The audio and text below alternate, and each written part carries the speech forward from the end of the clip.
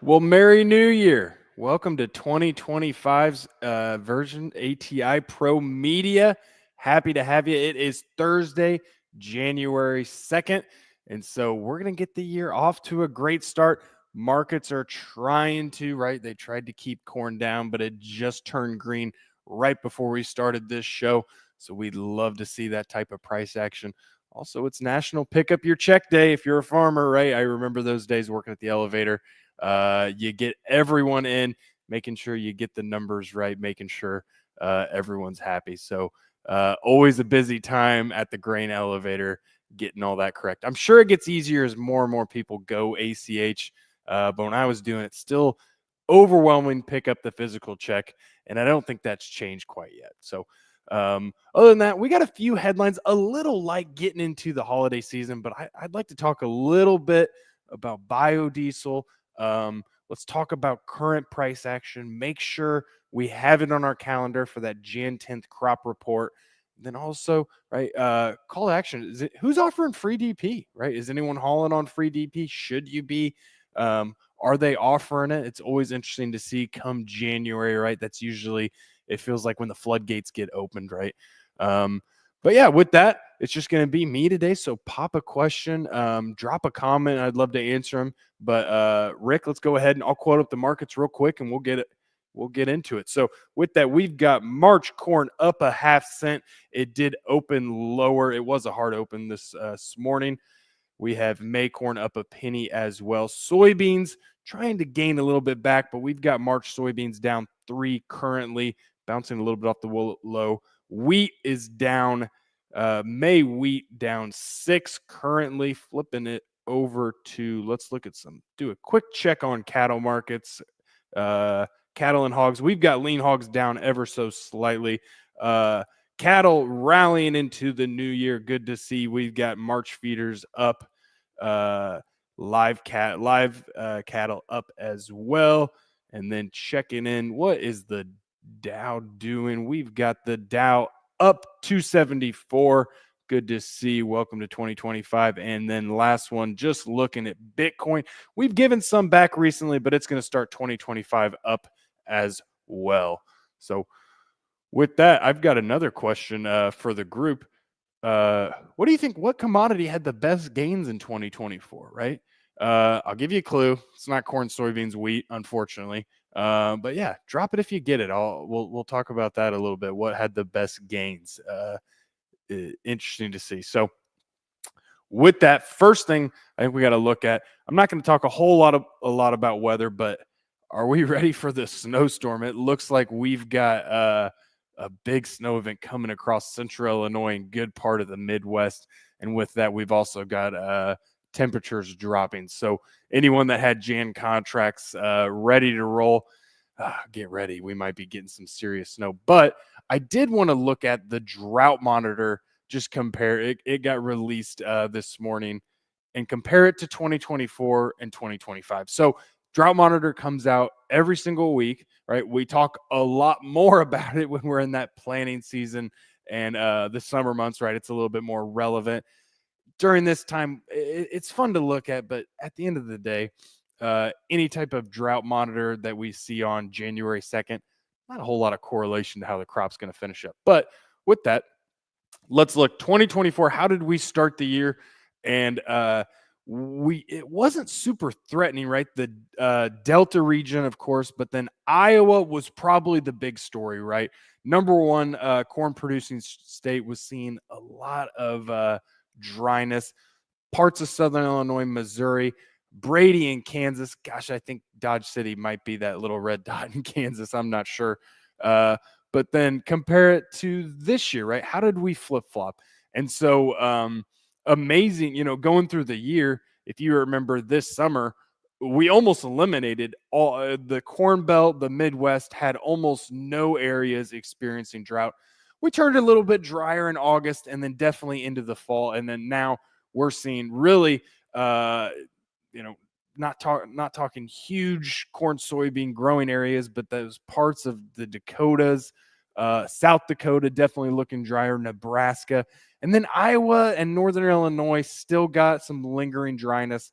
And then, of course, Minnesota, right? That was the story where they continued to, they were really the driest area, or maybe, going into this summer, areas that had potential to have a short crop. It was really that southern Minnesota region. So, interesting to see. Nothing super dramatic looking at the drought monitor in terms of changes, but we'll see. We'll see what 2025 brings, right? Is it going to be some type of, is that drought monitor going to increase? Who knows, right? Time will tell. Don't put a whole lot of stock in the drought monitor for 2025. It doesn't have a whole lot of correlation by how the crop turns out, because, we can look at Iowa. It looks really dry. Iowa had a pretty good corn crop in 2024, but we'll know here in about a week of how good a corn crop they had, right? We'll get the final yield number from the USDA Jan 10th, not to beat a dead horse, but it's a big USDA report, one that can really set the tone for 2025. And so, if we're going to be hedgers of the market, we want to have that on our calendar. Think about how we're going to be positioned before that. So moving right along, let's talk a little bit about biodiesel and how that's shaping up. And so our research analyst, Dr. Larry Schonkweiler, had a good, he sent the group something that I think is worth talking about, and just how these biodiesel and renewable producers, right? The environment flipped very quickly going into 2025. So right now, the blender's tax credit that put a $1 a gallon subsidy in the marketplace for the producer and blender, right? It expired December 31st. So now we're running on the, we're waiting for it to be implemented, the 45Z credit, right? It's much different. We're not sure what it's not a known number where the BTC was just a set $1 subsidy, right? It's not a known number. And then also, it doesn't incentivize row crop based feedstocks, right? If the waste feedstocks, which is use cooking oil, right?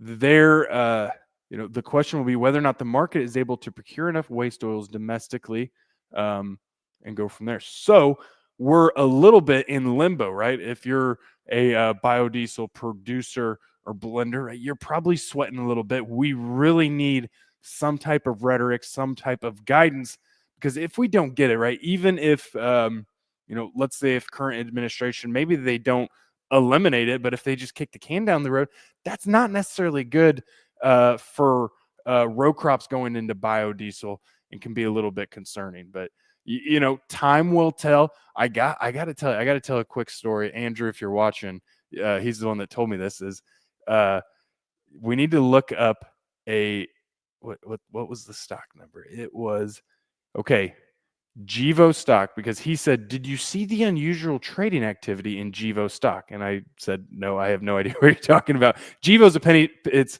a little bit like a penny stock that is in renewable fuels, but it saw some unique trading, large trading. So on Thursday, we saw stock traders purchase 12,000 call options on this company, represents 240% of the typical volume. So, and what he was telling me and what he was trying to show is that, someone knows that maybe we're seeing something in the renewable market. I have no idea. It's interesting to see. I wanted to mention it because if we see something jump off, let it be known. Look at that Gevo stock. So time will tell. I'm kicking off 2025 grade. We're talking penny stocks on the first day, but I had to bring it up. So good stuff. Well, the other one, right? We have today, right? If we deferred income, we're seeing producers, farmers. You guys are picking up checks, right? And then also, are we starting to move some 2025 corn, right? How many of you had sales on for that Jan-Feb time frame, right? If you didn't have sales on, are you getting the free DP, right? Is that how we're moving the grain? I'm looking at the market right now. I think, I don't see a market that's rewarding us enough to store grain out into deferred months. So, that'd be something I'd be thinking about, is converting this grain to cash, right? We should think long and hard about it, and then seeing how much we want to re-own it on paper. So keep that in mind. right? Interesting. Always when I hear the words free DP, I always think, make sure we're treading carefully, right? Because there's always a reason, or most of the time, there's a reason that free DP is being offered. So with that, we'll see if it's in your area, right? Drop us a comment, drop us a note. So with that, I think I pounded through everything, right? Quick news day. We're still not a whole lot to look back on. We're going to start looking forward. I asked the question, what commodity had the best gains in 2024? Luke, you got it. It was cocoa. Cocoa nearly tripled in price over 2024. It hit a record high of 12,931 a metric ton earlier this month. So continued short supply. The other one, right, we would have accepted coffee as well. Coffee is a big winner as well due to the dryness in those parts of South America. And then where was it? Is it Ghana? Where's coffee produced? Somewhere in Africa. I can't remember. But so continue that. Other winners, right? If we're talking about big winners in the commodity market, it was really the soft commodities, cocoa, coffee, but then also we got to talk about gold and silver. Gold and silver continues to be a big winner. Palm oil closed up positive, but cocoa and coffee were the big winners. So with that, any other comments? I'm gonna go ahead and keep it a quick show. So Luke, cotton starting out the year with a little bid. Hope to see it continue. What is cotton doing? Let me look real quick. Yeah, continue to see a good price. Luke, remind me. I remember cotton had a good start. The story to 2024 is the first 2 months of the year, corn and soybeans didn't get a bid. It was negative from basically the get-go. Continued slide down, but I think we started this show and cotton was seeing good gains. It was really holding in there. The fall off on cotton felt like it was maybe a little bit into the summer months. So interesting to see if we see similar price action with cotton, right? It'd be nice to see it gain a little bit as well, because if we see, we talk about the corn soybean ratio and how it's favoring corn acres right now.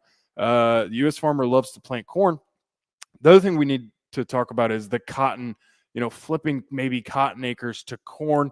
I don't know if we're there yet, but if we don't see a strong cotton market as well, right, that's a lot of arrows pointing to more corn acres. So that'll be interesting to see if we see that. So what else you got, Luke? Short old crop stocks as of 2024 ran prices to $1. New crop to 84 cents. Dece ended close at 70 cents. Okay, good to know. Good stuff. So with that, we've got some good stuff planned for premium. Gonna do just kind of a we're gonna bring Dr. Cruz on. He's gonna give us a quick look backward on corn soybean markets, and then also what we should be looking for going forward.